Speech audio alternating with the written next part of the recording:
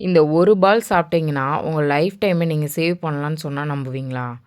அட ஆமா, நம்பி தான் ஆகணும். அந்த பால்ஸ் வந்து எப்படி பண்ணலான்னு சொல்லிட்டு நான் உங்களுக்கு சொல்றேன். ரொம்ப ரொம்ப ஈஸியான ஒரு ரெசிபி தான் இது.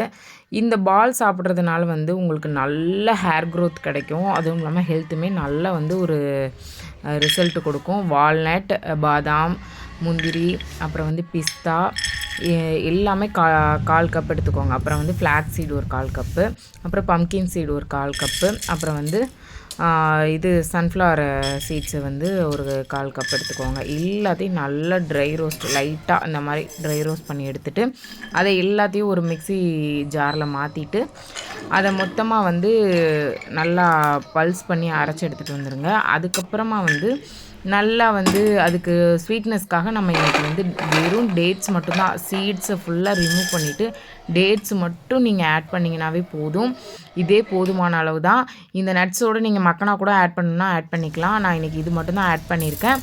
இதை மட்டும் ஆட் பண்ணி நீங்கள் செஞ்சு இந்த லட்டு பிடிச்சி சாப்பிட்டு பாருங்கள். உங்களுக்கு ஹேர் ஃபாலே இருக்காது. கண்டினியூஸாக ஒரு 3 to 4 மந்த்ஸாவது சாப்பிடுங்க. கண்டிப்பாக சொல்கிறேன், ஹேர் க்ரோத் வந்து நல்லாவே வந்து உங்களுக்கு ரீக்ரோத் ஆகும். உடம்புக்குமே ரொம்ப ரொம்ப ஸ்ட்ரென்த்து. இது வந்து பயோட்டின் லட்டு தான். நீங்கள் கண்டிப்பாக ஒரு தடவை ட்ரை பண்ணி பாருங்கள். இதில் வந்து ஆர்டிஃபிஷியல் ஃப்ளேவர் எதுவுமே கிடையாது. எக்ஸ்ட்ரா சுகர் எதுவுமே கிடையாது. நேச்சுரல் ஸ்வீட்னர் வந்து டேட்ஸ் வச்சு தான் நம்ம சுகர் வந்து பேலன்ஸ் பண்ணி இதில் லட்டு பிடிச்சிருக்கோம். உங்கள் கிட்ஸுக்குமே டெய்லி ஒன்று கொடுத்தீங்கன்னா போதும், ரொம்ப ரொம்ப ஆக்டிவாக இருப்பாங்க. ஒரு தடவை கண்டிப்பாக ட்ரை பண்ணி பாருங்கள். தேங்க்யூ. குட்டியான பால் சைஸில் இருக்கிற ஒரு ப்ராடக்ட் வந்து நம்மளோட ஹேரை வந்து பிளாக் ஆக்குறது மட்டும் இல்லாமல் நம்மளோட ஹேரை வந்து ரீக்ரோத் பண்ணுன்னு சொன்னால் நீங்கள் நம்புவீங்களா? நம்பி தாங்க ஆகணும். ஏன்னா இதில் வந்து கால்சியம், அயன் எல்லா சத்துமே இதில் நிறைஞ்சிருக்கு. அதோட இன்க்ரீடியன்ட்ஸ்லாம் நீங்கள் கேட்டிங்கன்னா வீட்டில் நார்மலாக எல்லாராலையும் அஃபோர்ட் பண்ண முடிகிற அளவு தான் இந்த இன்க்ரீடியன்ட்ஸ். அதை வச்சு தான் நான் இன்றைக்கி அந்த லட்டு பண்ணியிருக்கேன். அந்த லட்டு எப்படி பண்ணலான்னு வாங்க பார்க்கலாம். அதுக்கு நான் வந்து ஃபர்ஸ்ட் வந்து கருவேப்பிலை எல்லார் வீட்லேயுமே ஈஸியாக கிடைக்கக்கூடிய ஒரு பொருள் தான்.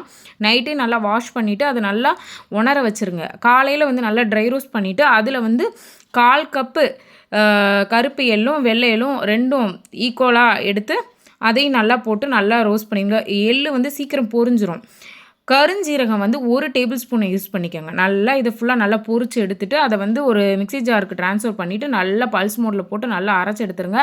அதுக்கப்புறம் இதோட ஸ்வீட்னஸ்க்காக ஹனி ஆட் பண்ணி எல்லாத்தையும் பால்ஸ் மாதிரி பிடிச்சி டெய்லியும் காலையிலையும் நைட்டும் ஒன்று சாப்பிட்டு வந்தீங்கன்னா போதுங்க.